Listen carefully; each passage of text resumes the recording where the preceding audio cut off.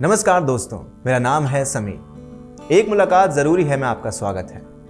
यहाँ मैं आपको सुनाता हूँ कुछ पुरानी, कुछ नई और कुछ जानी पहचानी कहानियाँ। आज की कहानी का नाम है धुआं, जिसको लिखा है गुलजार साहब ने। ये जो शब्द है गुलजार, इसका मतलब है गुलाब के फूलों से भरा बगीचा, यानी रोजेज ऑफ गार्डन। और गुलजार साहब भी अपने आप में शायरी और लेखन का एक बगीचा ही है, जहां उनकी गज़लें, गाने, फिल्में और शायरी फूलों की तरह सजे मिलेंगे। नेशनल फिल्म अवार्ड से लेकर दादा साहेब फाल्के अवार्ड तक उनके नाम बेशुमार अवार्ड है। तो चलिए सुनाता हूं उनकी कहानी धुआं। बात सुलगी तो बहुत धीरे से थी, लेकिन देखते ही देखते पूरे कस्बे में धुआं भर गया। चौधरी की मौत सुबह 4 बजे हुई थी। 7 बजे तक चौधराइन ने रो धोकर होश संभाले और सबसे पहले मुल्ला खैरुद्दीन को बुलाया और नौकर को सख्त ताकीद की कि कोई जिक्र ना करे। नौकर जब मुल्ला को आंगन में छोड़कर चला गया तो चौधराइन मुल्ला को ऊपर ख्वाबगाह में ले गई, जहां चौधरी की लाश बिस्तर में उतार कर जमीन पर बिछा दी गई थी। 2 सफेद चादरों के बीच लेटा एक जर्दी माइल सफेद चेहरा, सफेद भौवें, दाढ़ी और लंबे सफेद बाल। चौधरी का चेहरा बड़ा नूरानी लग रहा था। मुल्ला ने देखते ही इन्ना लिल्लाहि व इन्ना इलैहि राजिऊन पढ़ा। कुछ रस्मी से जुमले कहे। अभी ठीक से बैठा भी नहीं था, चौधराइन अलमारी से वसीयतनामा निकाल लाई, मुल्ला को दिखाया और पढ़ाया भी। चौधरी की आखिरी ख्वाहिश ये थी कि उन्हें दफन के बजाय चिता पर रख के जलाया जाए और उनकी राख को गांव की नदी में बहा दिया जाए, जो उनकी जमीन सींचती है। मुल्ला बढ़ के चुपचाप रहा। चौधरी ने दीन मजहब के लिए बड़े काम किए थे। गांव में हिंदू मुसलमान को एक सा दान देते थे। गांव में कच्ची मस्जिद पक्की करवा दी थी, और तो और हिंदुओं के शमशान की इमारत भी पक्की करवा दी थी। अब कई सालों से बीमार पड़े थे, लेकिन इस बीमारी के दौरान भी हर रमज़ान में गरीब गुरबा की अफ्तारी वो उसका पूरा इंतज़ाम करते थे। उन्हीं की तरफ से सारा इंतज़ाम मस्जिद में किया जाता था। इलाके के मुसलमान बड़े भक्त थे उनके, बड़ा अकीदा था उन पर। और अब वसीयत पढ़ के बड़ी हैरत हुई मुल्ला को, कहीं झमेला न पड़ जाए। आजकल वैसे ही मुल्क की फ़िज़ा ख़राब हो रही थी। हिंदू कुछ ज़्यादा ही हिंदू हो रहे थे और मुसलमान कुछ ज़्यादा ही मुसलमान। चौधराइन ने कहा, मैं कोई पाठ पूजा नहीं करवाना चाहती, अब इतना चाहती हूँ कि शमशान में उन्हें जलाने का इंतज़ाम कर दीजिए। मैं रामचंद्र पंडित को भी बता सकती थी, लेकिन इसलिए नहीं बुलाया कि बात कहीं बिगड़ ना जाए। बात बताने से ही बिगड़ गई जब मुल्ला खैरुद्दीन ने इस मसले पर पंडित रामचंद्र को बुलाकर समझाया कि तुम चौधरी को अपनी शमशान में जलाने की इजाज़त ना देना, वरना हो सकता है इलाके के मुसलमान बवाल खड़ा कर दें। आखिर चौधरी आम आदमी तो था नहीं, बहुत से लोग बहुत तरह से उनसे जुड़े हुए थे। पंडित रामचंद्र ने भी यकीन दिलाया कि वो किसी तरह की शरंगेज अपने इलाके में नहीं चाहते। इससे पहले बात फैले, वो अपनी तरफ के मखसूस लोगों को समझा देंगे।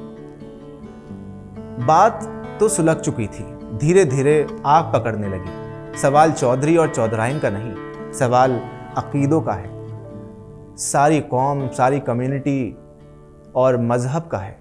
चौधराइन की हिम्मत कैसे हुई कि वो अपने शौहर को दफन करने के बजाय जलाने पर तैयार हो गई। वो क्या इस्लाम के आइन नहीं जानती? आइन मतलब कानून। कुछ लोगों ने चौधराइन से मिलने की जिद भी की। चौधराइन ने बड़े धीरज से कहा, भाइयों, ऐसी उनकी आखिरी ख्वाहिश थी। मिट्टी ही तो है, अब जला दो या दफन कर दो। जलाने से उनकी रूह को तस्कीन मिले तो आपको क्या एतराज़ हो जाता है? एक साहब कुछ ज़्यादा तैश में आ गए। बोले, उन्हें जलाकर क्या आपको तस्कीन होगी? जी हाँ। चौधराइन का जवाब बहुत छोटा सा था, उनकी आखिरी ख्वाहिश पूरी करने से ही मुझे तस्कीन होगी। दिन चढ़ते चढ़ते चौधराइन की बेचैनी बढ़ने लगी। जिस बात को वो सुलह सफाई से निपटाना चाहती थी, वो तूल पकड़ने लगी। चौधरी साहब की इस ख्वाहिश के पीछे कोई पेचीदा प्लॉट, कहानी या राज की बात नहीं थी, ना ही कोई ऐसा फ़लसफ़ा था जो किसी दीन, मजहब या अकीदे से जुड़ता हो। एक सीधी सादी इंसानी ख्वाहिश थी कि मरने के बाद मेरा कोई नाम व निशान न रहे। जब हूं तो हूं, जब नहीं हूं तो कहीं नहीं हूं।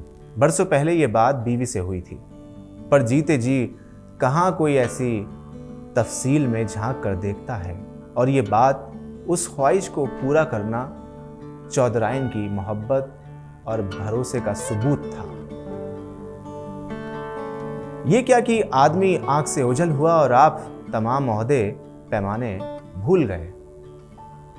चौधराइन ने एक बार बीरू को भेजकर रामचंद्र पंडित को बुलाने की कोशिश भी की थी, लेकिन पंडित मिला ही नहीं। उसके चौकीदार ने कहा, देखो भाई, हम जलाने से पहले मंत्र पढ़ के चौधरी को तिलक जरूर लगाएंगे। अरे भाई, जो मर चुका है उसका धर्म अब कैसे बदलेगा?